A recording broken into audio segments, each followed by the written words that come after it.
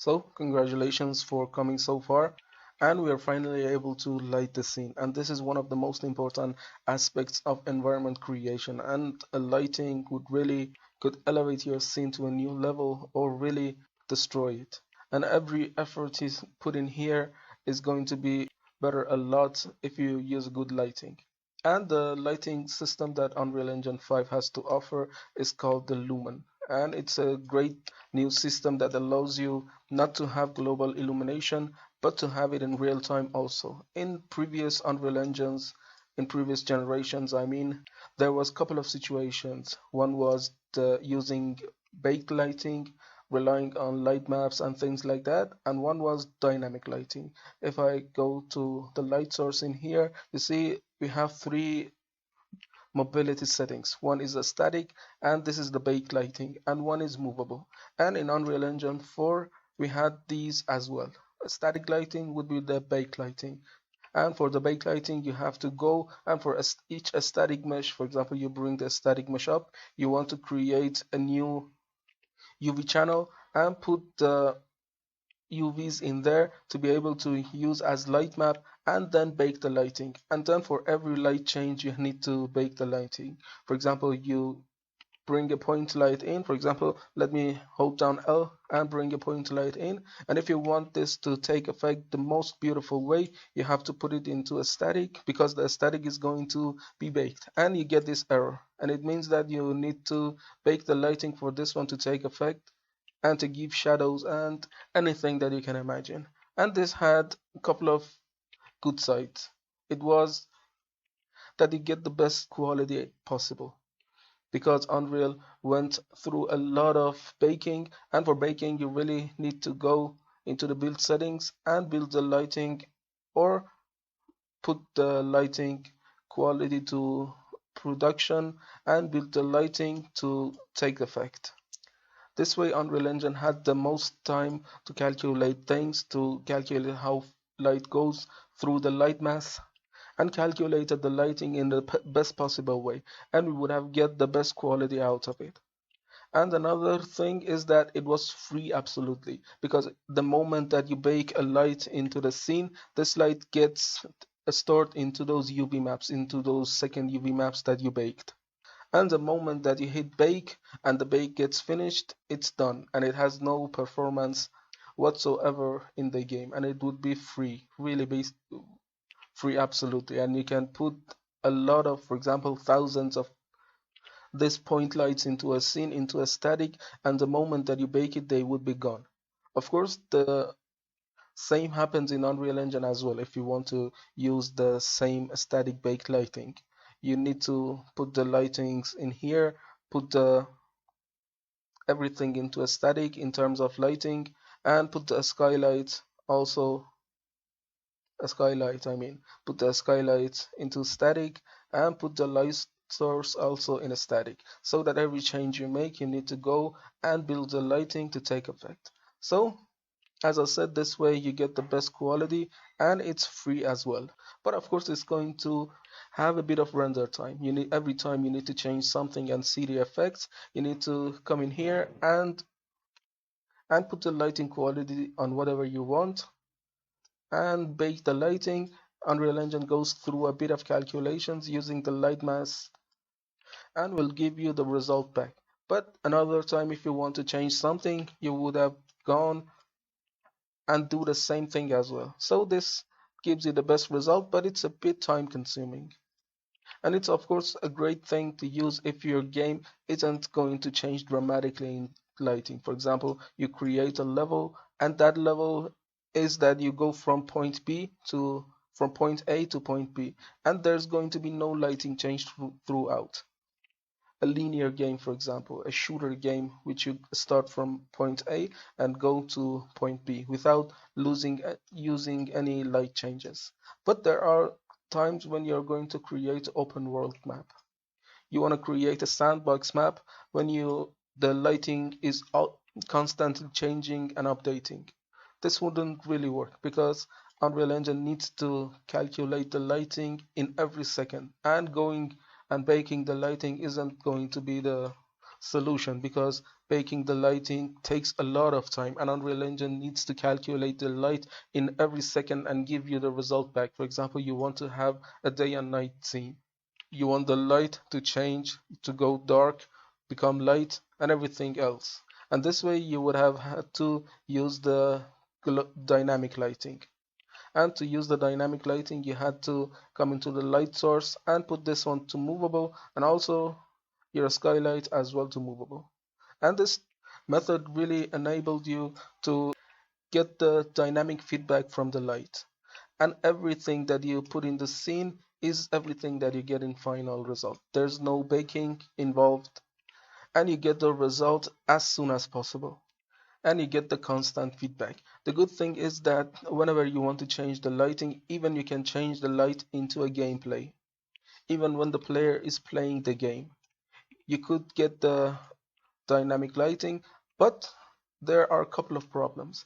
One is that the shadows and everything wouldn't be as accurate as the bake lighting, because Unreal Engine doesn't really have that much time to calculate the lighting and global illumination, in short GI, to calculate that. So Unreal Engine needs to think in milliseconds to give you the result back. So the result would not be as accurate. Of course, it would be beautiful to look at, but it's not going to be as accurate as possible. And it's going to be heavy on performance as well, since everything is getting updated constantly, and you get constant feedback from the engine, and it's going to be performance heavy. But that isn't the case in Unreal Engine 5. Of course, this is Unreal Engine 5 early access and not even Unreal Engine 5.0. This is the early access version to enable us see the effects and see the changes and prepare ourselves for a new version of Unreal Engine.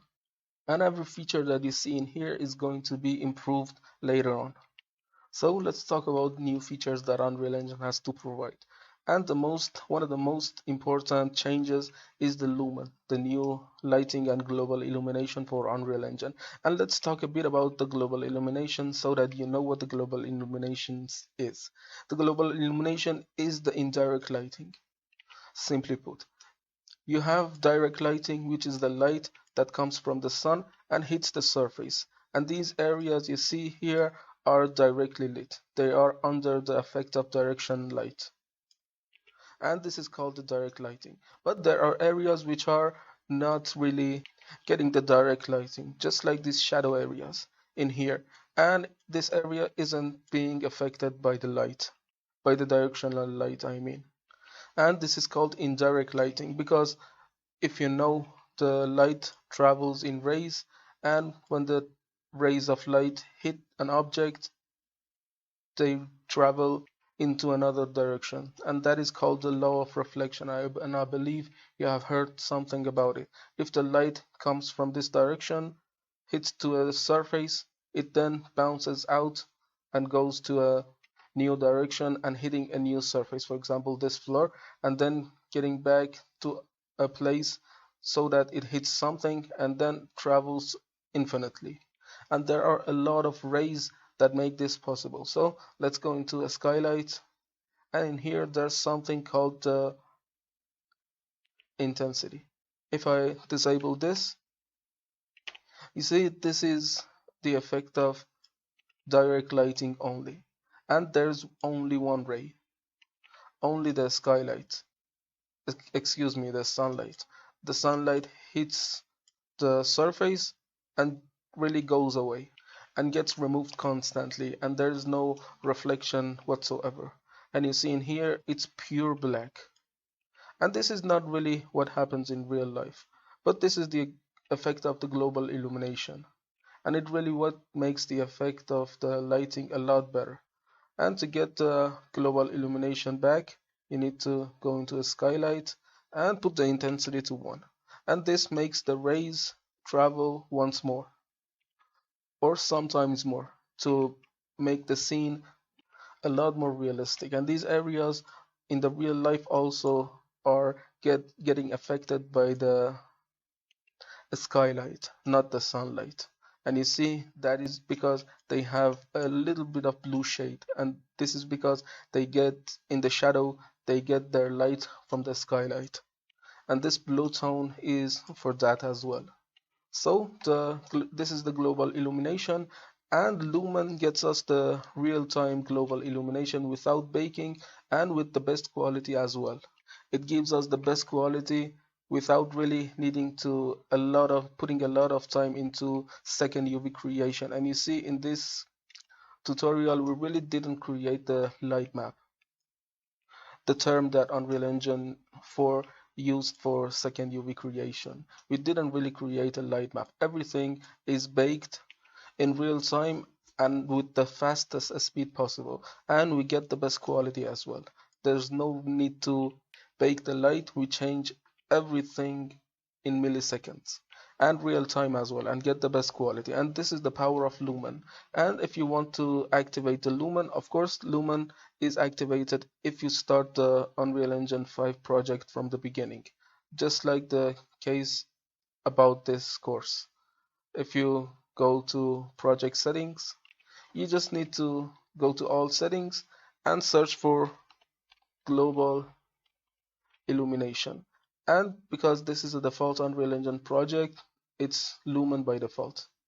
And if you come from updated projects from Unreal Engine 4, you may need to come here and activate Lumen. And of course, there's reflections. Of course, for reflections as well, you want to come to Lumen and set it to Lumen if you are updating a project from Unreal Engine 4. So let's see the Lumen in action. If you bring the sunlight into the scene, the light source and the skylight, you are then able to hold Control and L, I mean the right Control and L. You get this gizmo, and then you're able to change the light, change the direction of light in real time, and you get the best possible quality out of that. And you see how beautifully shadows get changed and the scene gets changed dramatically as well.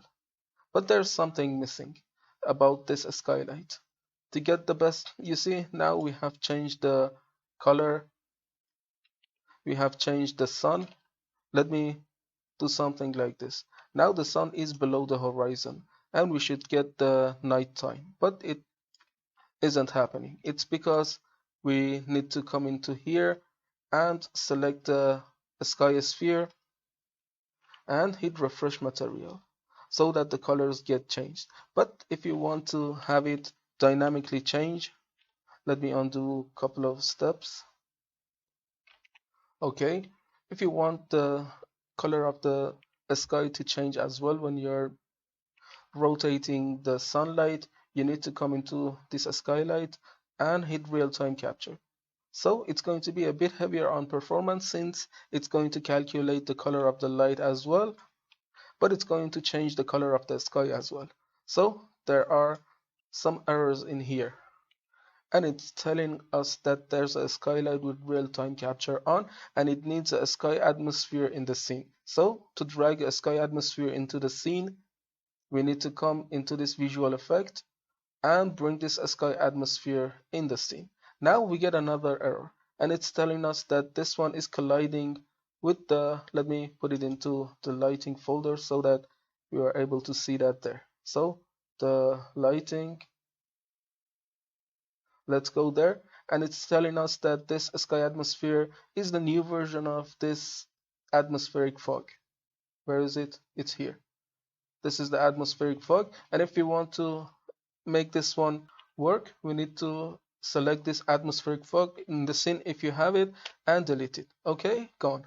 Now all of the errors are gone, and now we're able to get the lighting as well. And now you see, although we have done nothing, the colors and everything is mixing a lot better, and everything has been mixed together really good. Now again, if I hit Control and L to be able to manipulate this gizmo, if I bring the sun below the horizon, we are getting these sunset colors as well. Okay, now we need to rotate the sun to a place when we are happy with it. And now I'm doing the actual lighting. let me find a good spot. For example, this one is looking good for now. And if you do not want to hold Control and L to be able to move this gizmo, you can simply come into the light source. Let me bring it here. The movement of this light source doesn't really matter. The only thing that matters about this light source is that the rotation. So let's apply the rotation, and now using this rotation you're able to change the color of lighting, and that basically does the same thing. So let me disable the angle snap so that we are able to manipulate that freely. So this way also you can change the color of the lighting as well. So let's go and manipulate to get a lighting that is good for a tropical area.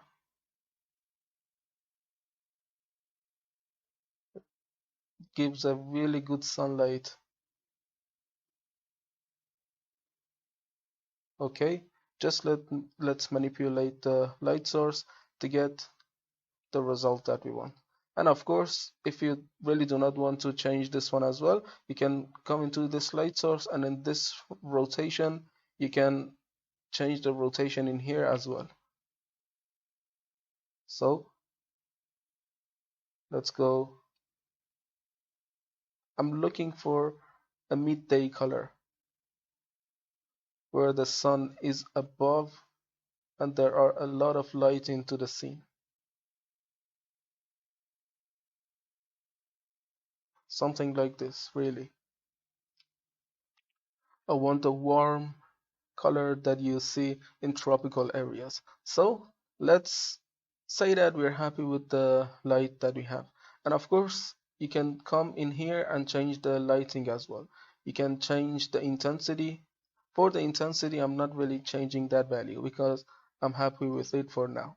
Okay, let's come into the light source. You can change the light color as well. Now we're getting, if we change it, we're getting a new color. And I really do not suggest you change this dramatically. Just stay in these areas if you want to. If you want to change the light, just stay in these areas. But I'm using the same color. And another method to change the color of the scene is using this temperature. If you enable it, you get this temperature. And it's in Kelvin. If you drag it low, you're getting a higher temperature, and if you drag it to the right, you're getting a cooler temperature. You see, it adds a bit of cool lighting into the scene. Okay, let's deactivate this as well. And these are general things that you can do. So let's go to make this a bit more beautiful. Let's go to exponential height fog, and there's an option in here called volumetric fog. So enable this. Of course, if you do not have this exponential height fog into the scene, you go into this create menu, and from visual effects, you're able to drag out the exponential height fog. And this exponential height fog really depends on the actor that you put into here.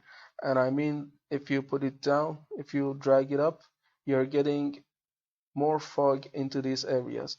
And this really defines the ground level. And if you bring the ground level up, you're getting a lot more fog in these areas. So I'm happy with what we are getting here. And I believe the lights, the directional light needs to change something. Let's bring it up. And let's put this one to another value.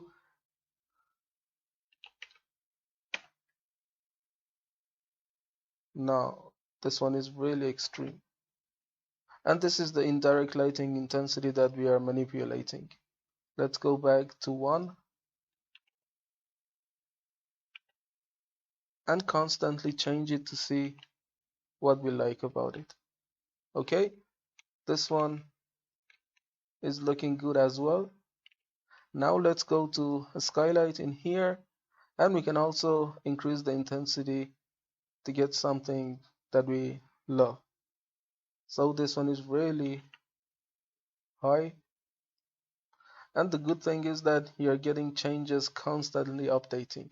So let's go to exponential height fog again. Now we have activated the volumetric fog, and to activate the fog, and I mean the fog density, you come to here into the first option, there's fog density. And the higher you drag it, the more you're getting the fogs out of that. And to make that really pop up, you can even go beyond this value. You can type in, for example, 1 and get a lot of fog. Go to 10 and you can really blow out the fog. So let's go for something like 0.1. And the good thing is that the changes are happening dramatically constantly into the scene.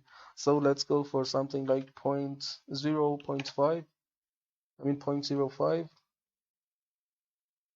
which is the highest value in here. And let's not make this so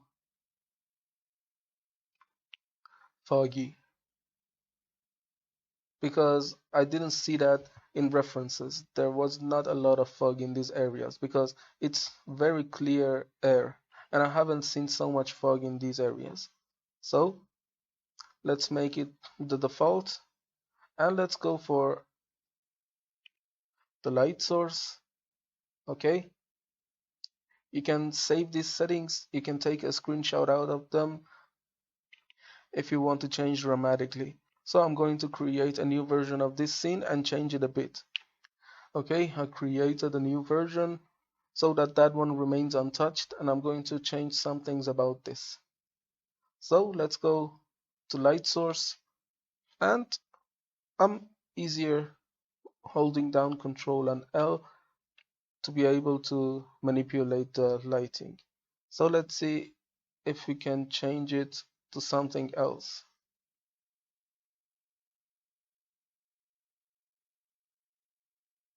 And now we're getting a sunset color. It's really beautiful.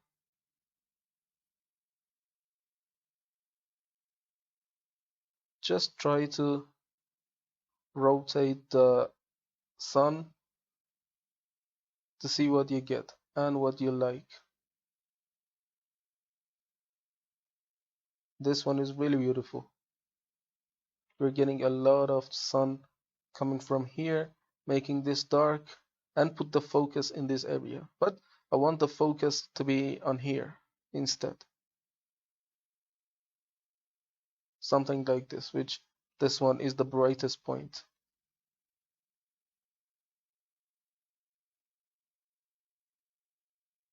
So I feel like the previous one that we had, which was something like this, I believe.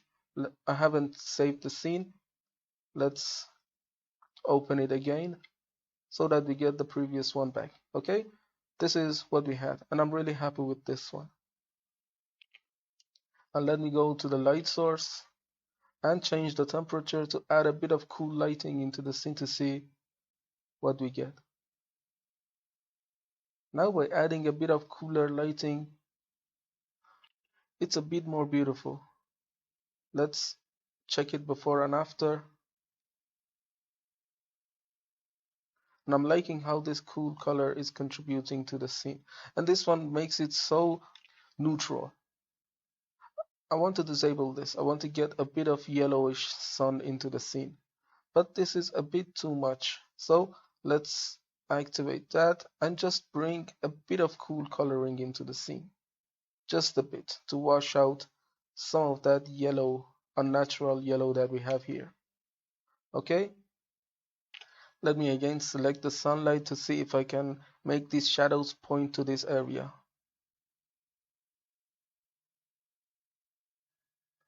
Just a bit.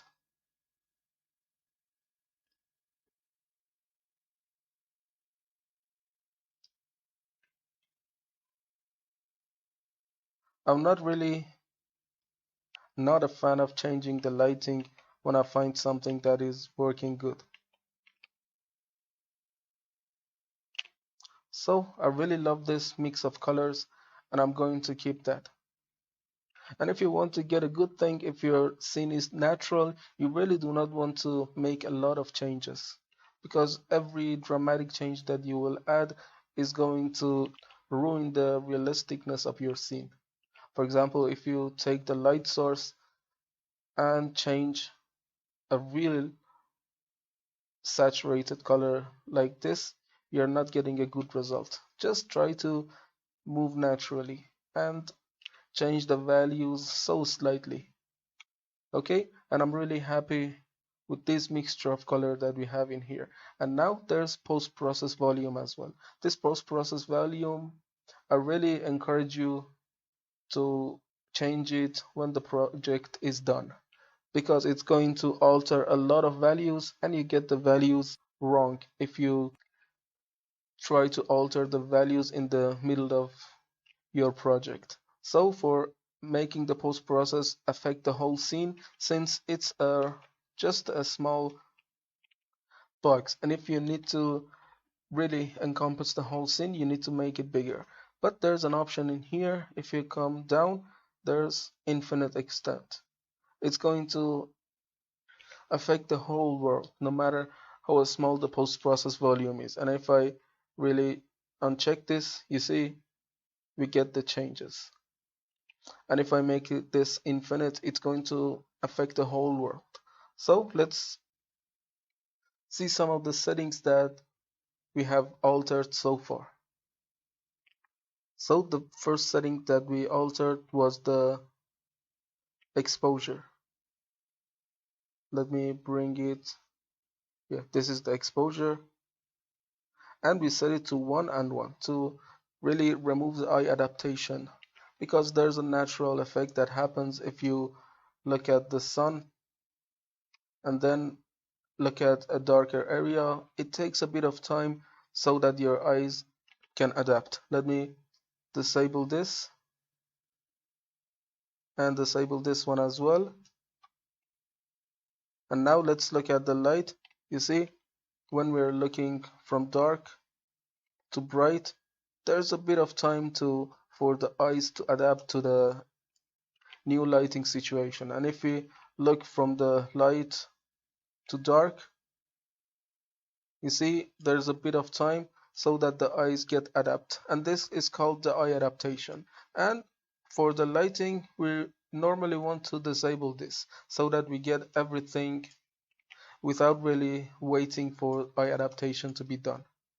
So if you want eye adaptation, you can really check off this, but I really love to turn this one on. So there's another thing that we altered, and that was in the color grading. We added a bit of contrast to make the colors a bit lighter. So let me disable the contrast. You see the scene gets a bit washed out, and I always love to add a bit of contrast into the scene, just making the 1.25, so that the darkers get darker and brighters get brighter, and there's a bit of contrast into the scene, which is a great compositional tool. Okay, now let's go see what we can get from the post-process volume. The bloom is something really it blooms out the light. If we enable it, it's going to make the light pop out really. And if we turn on the intensity, you see it makes the light whiter in a lot of areas. And this is something that I can tell, for example, in a dreamy scene. For example, the player is dreaming about something or things like that, you might want to add this. But normally, to make that realistic, we really do not want to change that. And there's this chromatic aberration. If we enable it, there's a bit of lens distortion in here, which you can really take advantage of. So let me put it into 0.1, really so slightly, to make the lens a bit more distorted. And you can go whatever you want to get the effect that you want. So a bit of lens distortion as well helps it to be a bit more realistic. Let me go into the compositional. Okay, so far so good. Let's go for another one, which is the dirt mask. And by using this dirt mask, you can apply a grayscale image. For example, let me find one just like this Perlin noise. Let me find that from here, Perlin noise. It tries to add a black and white image to distort the image and make some of the noise on the screen. So let's enable it. And now you see the dirt that comes from the Perlin noise. This is the dirt, and this is what you get on the screen. And this is really a great effect if you want to add a bit of color breakup into the scene. And for example, in a game that the player is looking at the world through a glass, you can add a bit of roughness changes in here to make the effect a bit more realistic. And of course, you can tint that as well. Let me make something really noticeable. And now you see we have tinted red. And if I turn it up so high, you get something like this. But I really do not want to make it something like that. And then there's these camera which I really do not change ever.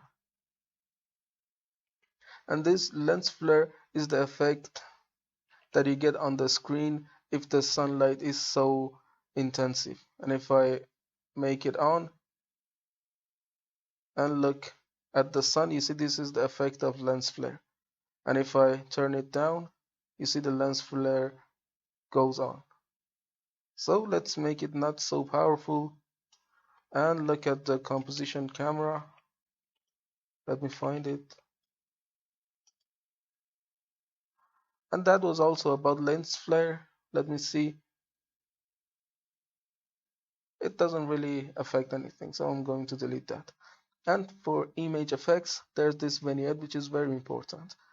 And it's going to darken the edges of the image and put the focus in the center. And if I drag it up, you see it starts to darken the edges and leave the center on. And this is a good compositional tool to make sure that the player can focus on where it's right. And this grain jitter, which adds a lot of noise into the screen. And let's put the intensity on. You see something like this is happening. And this is a great effect to add if your game supports it. For example, player is looking through a screen or something, which this effect happens. So we're not using that really. And there's this depth of field, which you can really blur some areas and leave some areas untouched.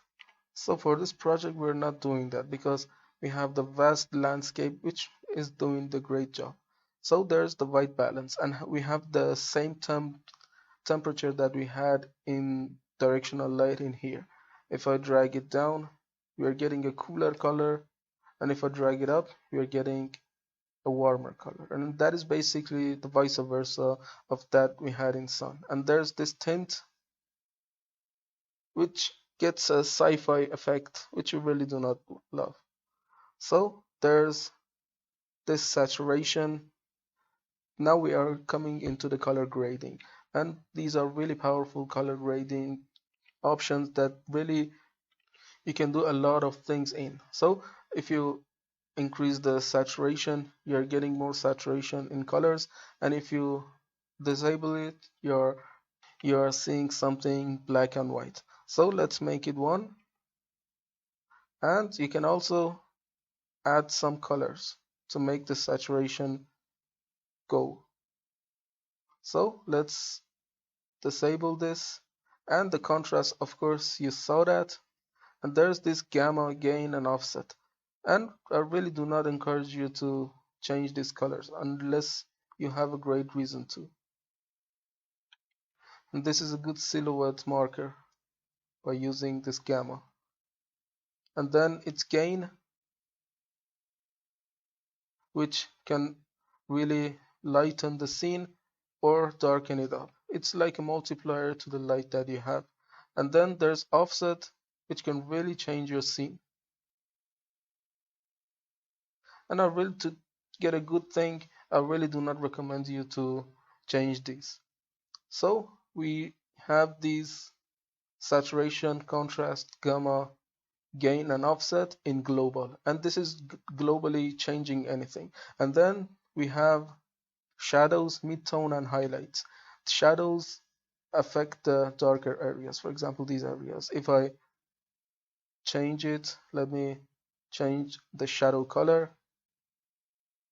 You see now everything is only changing in this area. And let me make it really pop up.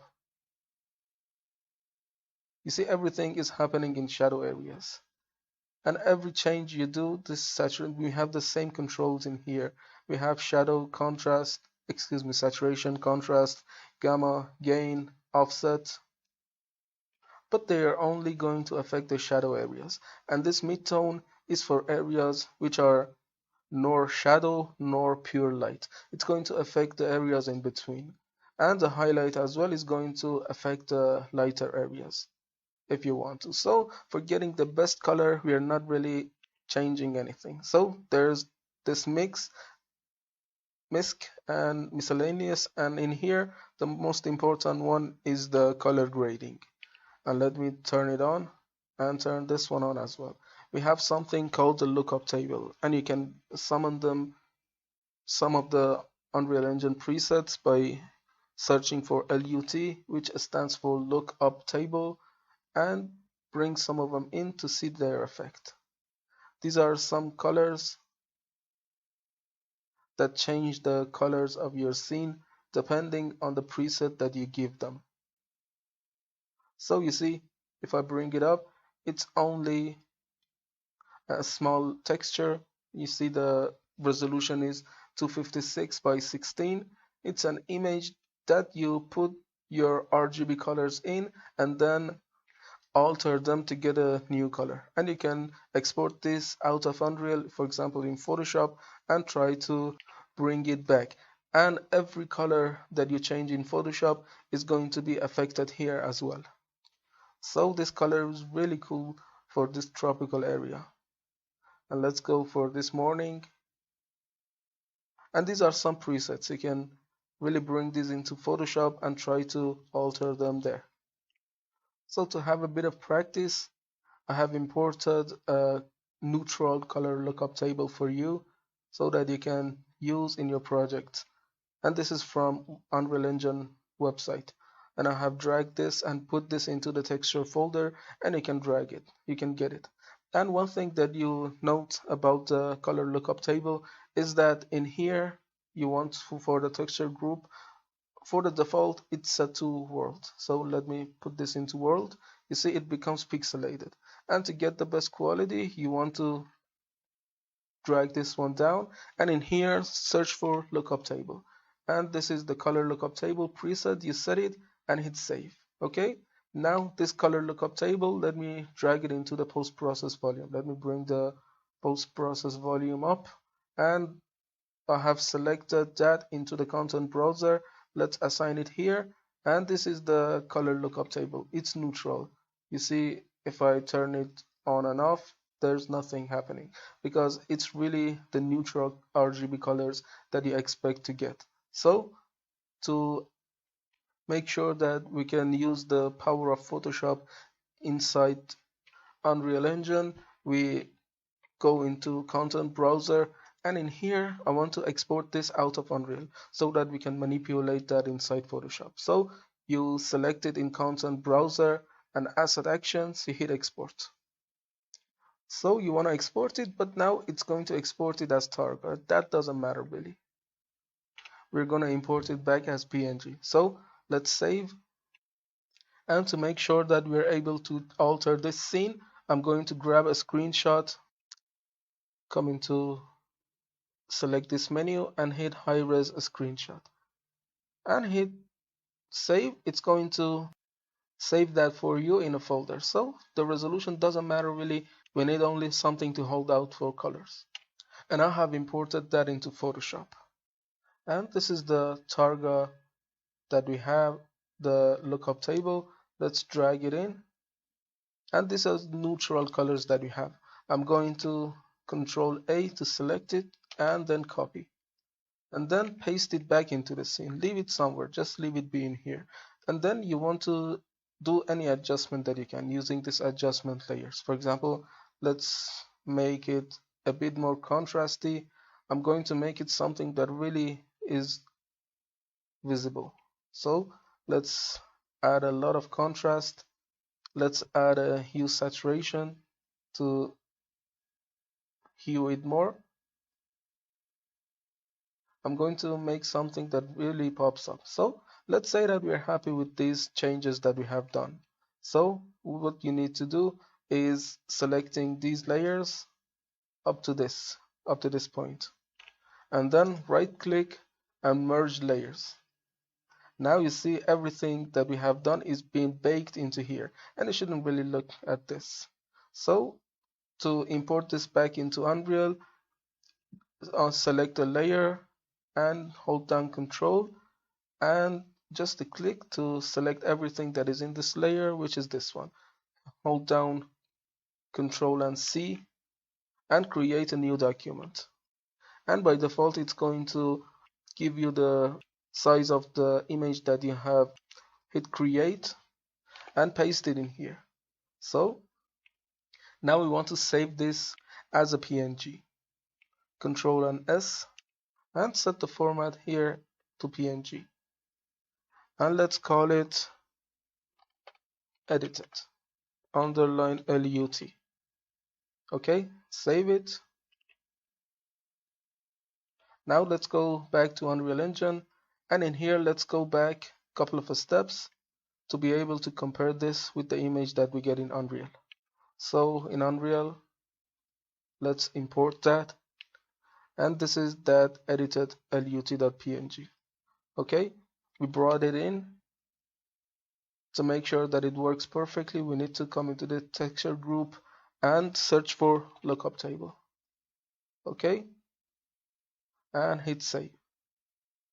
And now we need to select this one and come into the post process, and in here in the color grading section, let me find it, it's in here. We want to apply it. So you see everything that we did in Photoshop has been applied to there. It's one-on-one compared to Photoshop. And this is really a powerful way to use Photoshop's power inside Unreal Engine. Of course, you can use any software that uses lookup tables, but in this case, since we use Photoshop, I'm telling about Photoshop. But basically, you can use any software that supports color grading to color grade and turn it back into Unreal Engine to be able to use the power of that software as well as Unreal Engine. Really a great way to use. So let me see if I can use any of these lookup tables that Unreal Engine has to offer. This is edited and has been added in here as well. So this one not. I'm constantly checking on and off to see if I like the colors or not. So this one is not. This one not as well.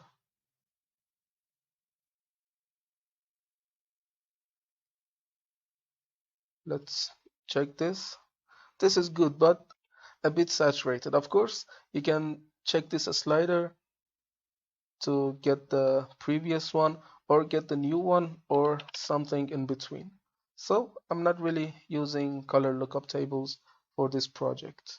Okay, the next one is this film, and you can change them to see if you like anything or not. And normally I really do not change any of them because these are good default values. But if you want to add a bit of contrast or add a bit of gamma or anything, you can use that.